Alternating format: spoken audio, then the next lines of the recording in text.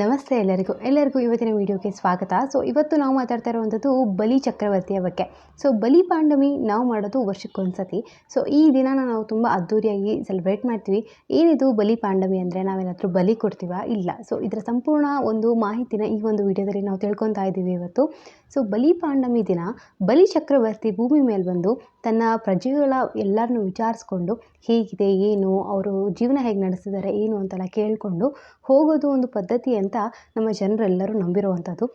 ಏನಕ್ಕೆ ಬಲಿ ಪಾಂಡಮಿ ದಿನ ಮಾತ್ರ ಬಲಿ ಚಕ್ರವರ್ತಿ ಬರೋದು, ಏನು ಅಂತೆಲ್ಲ ತಿಳ್ಕೊಳ್ಳೋಣ. ನರಕ ಚತುರ್ದಶಿಯ ಅಮಾವಾಸ್ಯೆ ಇರುತ್ತಲ್ವ, ಅದಾದಮೇಲೆ ಕಾರ್ತಿಕ ಮಾಸದ ಮೊದಲನೇ ದಿನ ನಾವು ಬಲಿ ಪಾಂಡಮಿನ ಆಚರಿಸ್ತೀವಿ.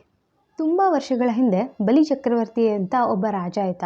ಆ ರಾಜ ವಿಷ್ಣುವಿನ ಭಕ್ತ ಆಗಿದ್ದ, ತುಂಬ ದೊಡ್ಡ ವಿಷ್ಣುವಿನ ಭಕ್ತ ಆಗಿದ್ದ ಅಂತ ಹೇಳ್ತೀವಿ. ಹಾಗೆ ಈ ಬಲಿ ಚಕ್ರವರ್ತಿ ಯಾರು ಅಂತ ನೋಡೋದಾದರೆ ಭಕ್ತ ಪ್ರಹ್ಲಾದನ ಮೊಮ್ಮಗನೇ ಈ ಬಲಿ ಚಕ್ರವರ್ತಿ ಅಂತ ಹೇಳ್ತಾರೆ. ಇವರ ಬಗ್ಗೆ ನಾವು ಹೇಳೋದೇ ಬೇಡ. ನಮ್ಮ ಕನ್ನಡ ಫಿಲ್ಮ್ಸಲ್ಲಿ ನಾವು ತುಂಬ ಕೇಳ್ಪಟ್ಟಿದ್ದೀವಿ, ತುಂಬ ನೋಡಿದ್ವಿ, ಇದ್ರ ಮೇಲೆ ಫಿಲ್ಮ್ಸ್ ಎಲ್ಲ ಬಂದಿತ್ತು. ಭಕ್ತ ಪ್ರಹ್ಲಾದ ಮತ್ತು ಹಿರಣ್ಯಕಶ್ಯಪ ಬಗ್ಗೆ ನಾವು ಸಂಪೂರ್ಣವಾಗಿ ತಿಳ್ಕೊಂಡಿದ್ವಿ. ಭಕ್ತ ಪ್ರಹ್ಲಾದನ ಮೊಮ್ಮಗ ಆಗಿದ್ದು ಬಲಿ ಚಕ್ರವರ್ತಿ. ಭಕ್ತ ಪ್ರಹ್ಲಾದ ಅಂದರೆ ಪ್ರಹ್ಲಾದನ ತಂದೆ ಆದವರು ಹಿರಣ್ಯಕಶ್ಯಪು. ಹಿರಣ್ಯಕಶ್ಯಪು ಅವರ ಬಗ್ಗೆ ನಮಗೆ ತುಂಬಾ ಗೊತ್ತಿದೆ. ಹಿರಣ್ಯಕಶ್ಯಪು ಮತ್ತು ಭಕ್ತ ಪ್ರಹ್ಲಾದನ ಕಥೆಗಳನ್ನ ನಾವು ನಮ್ಮ ಕನ್ನಡ ಫಿಲ್ಮ್ಸಲ್ಲಿ ಕೂಡ ಅಷ್ಟೇ ತುಂಬಾ ನೋಡಿ ಬಂದಿರುವಂಥದ್ದು. ಅದ್ರ ಬಗ್ಗೆ ಏನು ಜಾಸ್ತಿ ಎಕ್ಸ್ಪ್ಲನೇಷನ್ ಬೇಡ ಅಂತ ಅನ್ಕೊತೀನಿ. ಈಗ ಹಿರಣ್ಯಕಶ್ಯಪುವಿನ ಮಗನೇ ಭಕ್ತ ಪ್ರಹ್ಲಾದ, ಪ್ರಹ್ಲಾದನ ಮಗುನೇ ವಿಲೋಚನ ಅಂತ. ವಿಲೋಚನ ಮಗನಾಗಿದ್ದು ಬಲಿ ಚಕ್ರವರ್ತಿ. ಈ ಕಾರಣದಿಂದ ಅವ್ರನ್ನ ಮೊಮ್ಮಗ ಅಂತ ಕರಿತೀವಿ. ಇವಾಗ ಬಲಿ ಚಕ್ರವರ್ತಿ ಯಾರು, ಹೇಗಿದ್ರು, ಏನಕ್ಕೆ ಇವ್ರನ್ನ ಸಾಯಿಸಿದ್ದಾಯಿತು, ಇವರ ಬಗ್ಗೆ ಒಂದು ಹಬ್ಬಗಳೆಲ್ಲ ಇದೆ. ಹೇಗೆ ಹಬ್ಬ ಎಲ್ಲ ಬಂತು ಅಂತ ಕೂಡ ಈ ಒಂದು ವಿಡಿಯೋದಲ್ಲಿ ತಿಳ್ಕೊಳ್ಳೋಣ. ಫಸ್ಟ್ ಆಫ್ ಆಲ್ ನಾವು ನೋಡಬೇಕಂದ್ರೆ ಬಲಿ ಚಕ್ರವರ್ತಿ ಅವರ ತಾತನ ಥರನೇ ತುಂಬ ದೊಡ್ಡ ವಿಷ್ಣು ಭಕ್ತ. ಹಾಗೆ ವಿಷ್ಣುವಿನ ಜೊತೆಗೆ ಲಕ್ಷ್ಮೀ ಭಕ್ತ ಕೂಡ ಹೌದು. ಹಾಗೆ ಲಕ್ಷ್ಮಿಗೆ ಬಲಿ ಚಕ್ರವರ್ತಿ ಮೇಲೆ ತುಂಬಾ ಕರುಣೆ ಇತ್ತು ಅಂತ ಕೂಡ ನಾವು ಕೇಳ್ಪಡ್ತೀವಿ. ನಮಗೆಲ್ಲರಿಗೂ ಗೊತ್ತಿರೋ ಹಾಗೆ ಲಕ್ಷ್ಮಿ ಏನಾದರೂ ಒಂದ್ಸತಿ ಕರುಣೆ ತೋರಿಸಿ ಒಲಿದ್ರೆ ಆ ವ್ಯಕ್ತಿ ಯಾವತ್ತು ಕಷ್ಟದಲ್ಲಿ ಇರೋದಿಲ್ಲ. ಯಾಕಂದರೆ ಅವರಿಗೆ ಹಣಕಾಸಿನಲ್ಲಾಗಿರಲಿ ಅಥವಾ ನೆಮ್ಮದಿಯಲ್ಲಾಗಿರಲಿ ಲಕ್ಷ್ಮಿ ಯಾವಾಗಲೂ ಜೊತೆಗಿರ್ತಾಳೆ ಅನ್ನೋದು ಒಂದು ನಂಬಿಕೆ. ಅದೇ ಥರ ಬಲಿ ಚಕ್ರವರ್ತಿ ಕೂಡ ಅಷ್ಟೇ ಲಕ್ಷ್ಮಿಯ ಕರುಣೆ ತುಂಬಾ ಜಾಸ್ತಿ ಇತ್ತು. ಮತ್ತು ಲಕ್ಷ್ಮಿ ತುಂಬಾ ಸಪೋರ್ಟ್ ಮಾಡ್ತಾ ಇದ್ಲು ಬಲಿ ಚಕ್ರವರ್ತಿಗೆ ಅಂತ ಇದೆ. ಆ ಕಾರಣದಿಂದ ಬಲಿ ಚಕ್ರವರ್ತಿಗೆ ಯಾವತ್ತು ಹಣಕಾಸಿನ ವಿಷಯದಲ್ಲಾಗಲಿ ಯಾವುದ್ರೊಳಗೂ ಅವನಿಗೆ ತುಂಬ ಕಡಿಮೆ ಅಂತೂ ಇರಲಿಲ್ಲ.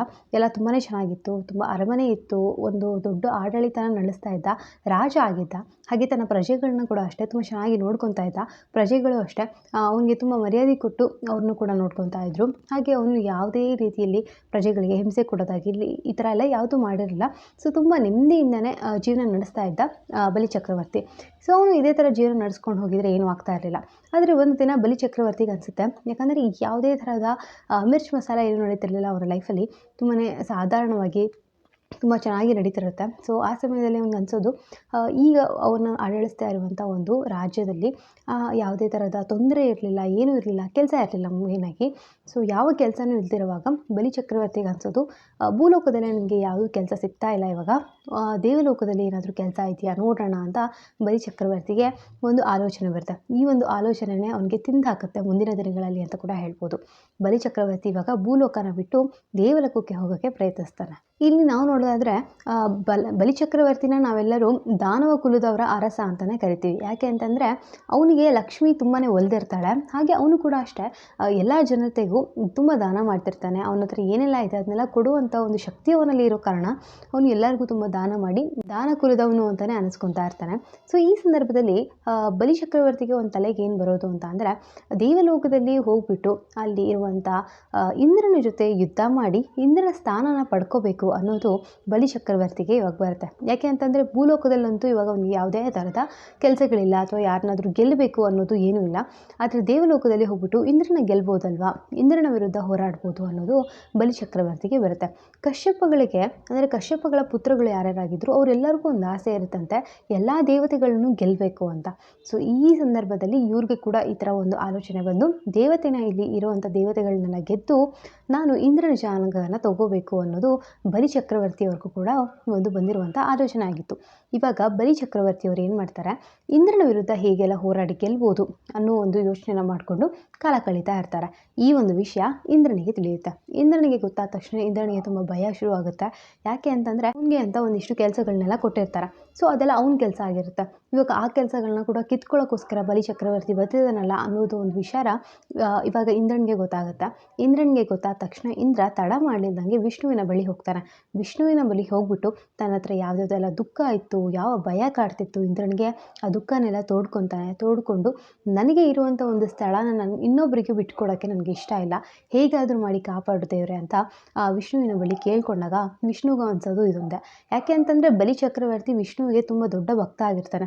ಆದರೂ ಕೂಡ ಅಷ್ಟೇ ಬಲಿ ಚಕ್ರವರ್ತಿ ಇವಾಗ ಮಾಡ್ತಿರೋದು ತಪ್ಪು ಅಂತ ಗೊತ್ತಾಗಿ ವಿಷ್ಣು ನಾನು ಇದರ ಒಂದು ಏನು ಒಂದು ಕೆಲಸ ಮಾಡ್ತಿದ್ದಾರೆ, ಈ ಒಂದು ಕೆಲಸ ನಿಲ್ಸೋಕ್ಕೆ ನನ್ನ ಕೈಯಲ್ಲಿ ಎಷ್ಟಾಗುತ್ತೆ ನಾನು ಅದನ್ನ ಮಾಡ್ತೀನಿ. ಹಾಗೆ ಇವಾಗ ಅವನೇನು ಸಂಕಲ್ಪ ತೊಗೊಂಡಿದ್ದಾನೆ ಎಲ್ಲ ದೇವತೆಗಳನ್ನ ಗೆದ್ದು ನಿನ್ನ ಜಾಗನ ಕಿತ್ಕೊತೀನಿ ಅಂತ, ಸೊ ಆ ಒಂದು ಸಂಕಲ್ಪನ ನಾನು ಮುರಿತೀನಿ, ಅವನಿಗೆ ಇವಾಗ ಯಾವ ಒಂದು ಶಿಕ್ಷೆ ಕೊಡಬೇಕು ಆ ಶಿಕ್ಷೆನ ನಾನು ಕೊಡ್ತೀನಿ ಅಂತ ವಿಷ್ಣುದೇವ ಹೇಳ್ತಾನೆ. ಯಾಕೆ ಅಂತಂದರೆ ಇಷ್ಟರೊಳಗೆ ಬಲಿ ಚಕ್ರವರ್ತಿಗೆ ಒಂದು ಜಂಬ ಬಂದುಬಿಟ್ಟಿರುತ್ತೆ. ಅವನ ಜೊತೆಗೆ ವಿಷ್ಣು ದೇವರಿದ್ದಾರೆ, ಹಾಗೆ ಲಕ್ಷ್ಮೀ ಮಾತೆ ಇದ್ದಾಳೆ, ಯಾವ ದುಡ್ಡು ಹಣಕಾಸು ಒಂದು ಯಾವ ಥರದ ತೊಂದರೆಗಳಿಲ್ಲ, ತಾನೇ ತುಂಬಾ ರಿಚ್ ಆಗಿರುವಂಥ ಪರ್ಸನ್ ಅನ್ನೋ ಥರ ಬಲಿ ಚಕ್ರವರ್ತಿಗೆ ಇವಾಗ ಆಲ್ರೆಡಿ ಒಂದು ಜಂಬ ಬಂದಿರುತ್ತೆ. ಈ ಕಾರಣದಿಂದ ಅವನ ಕಣ್ಣು ಮುಂದೆ ಇರುವಂಥ ಎಲ್ಲ ಕೆಲಸಗಳು ಎಲ್ಲ ಸ್ಥಾನಗಳು ತುಂಬ ಚಿಕ್ಕದಾಗಿ ಕಾಣಿಸ್ತಿರುತ್ತೆ. ನನ್ನ ಕೈಯಲ್ಲಿ ಯಾವುದೇ ಒಂದು ಬೇಕಂದರೂ ಯಾವ ಸ್ಥಾನ ಬೇಕಂದ್ರೂ ನಾನು ತಗೊಳ್ಳುವಂಥ ಕೆಪಾಸಿಟಿ ನನಗಿದೆ ಅನ್ನೋದು ಇವಾಗ ಬಲಿ ಚಕ್ರವರ್ತಿ ತಲೆಗೆ ಬಂದಿರುವಂಥ ವಿಚಾರ. ಈ ಒಂದು ಏನು ಅವನಿಗೆ ಈ ಥರ ಒಂದು ಥಾಟ್ ಬಂದಿದೆ, ಈ ಥಾಟ್ನ ಅವ್ರು ಹೇಗಾದರೂ ಮಾಡಿ ವಿಷ್ಣು ಇದನ್ನ ಅಳಿಸ್ಬೇಕು ಅಂತ ಈಗ ವಿಷ್ಣು ಸಂಕಲ್ಪ ತಗೊತಾನೆ.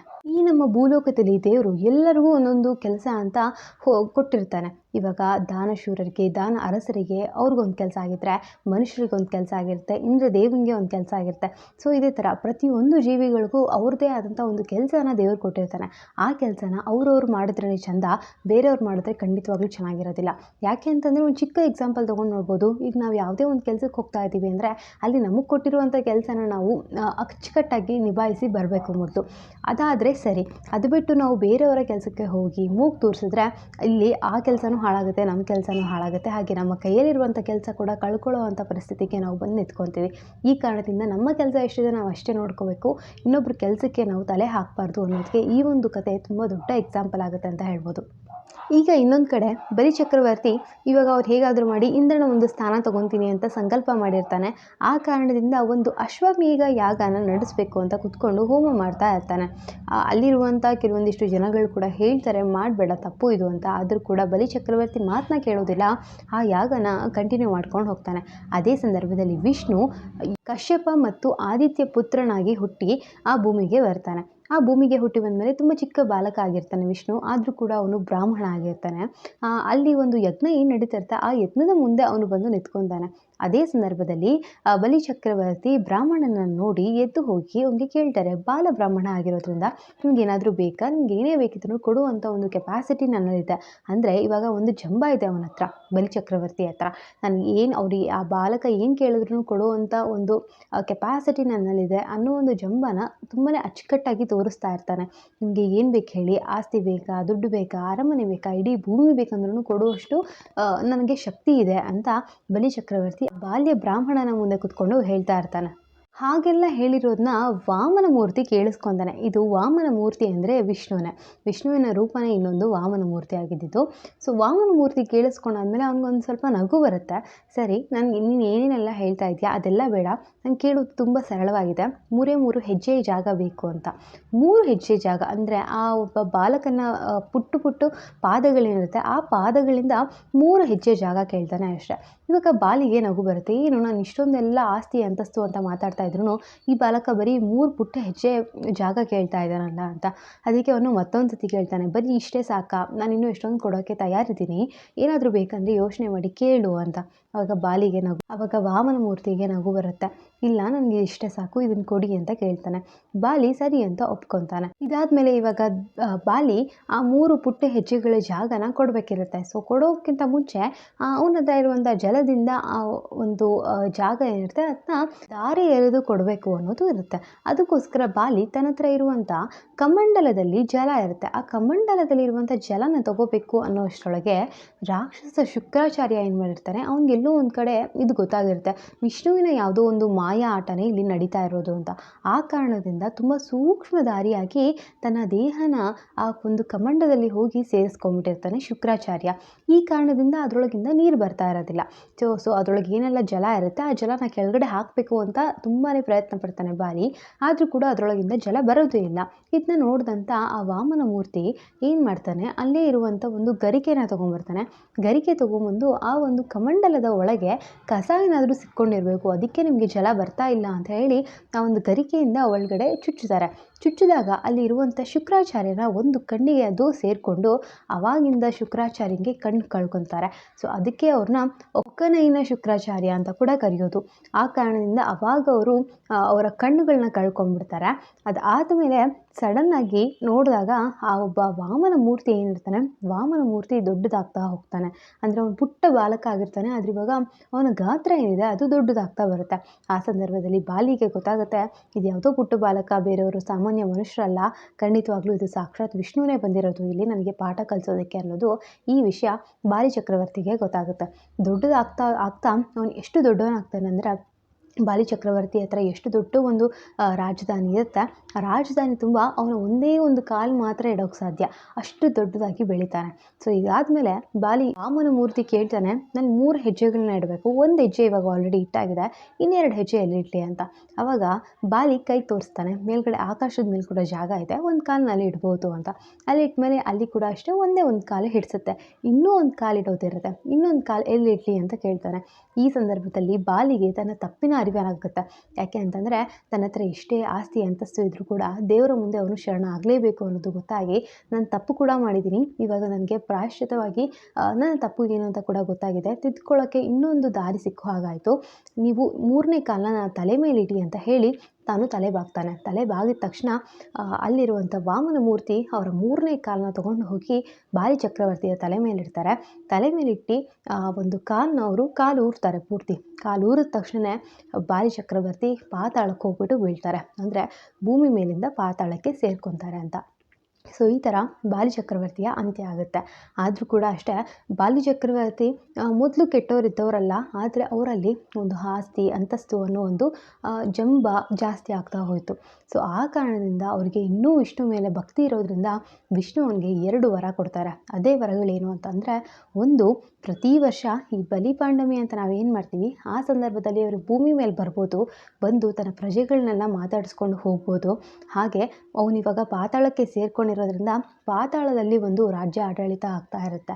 ಆ ಆಡಳಿತವಾಗ್ತಿರೋ ರಾಜ್ಯನ ಸಂಪೂರ್ಣವಾಗಿ ವಿಷ್ಣುವೇ ಕಾವಲು ಕಾಯ್ತೀನಿ, ಅಲ್ಲಿ ಏನೂ ಆಗೋದಕ್ಕೆ ನಾನು ಬಿಡೋದಿಲ್ಲ ಅಂತ ವಿಷ್ಣು ಒಂದು ಮಾತು ಕೊಡ್ತಾನೆ.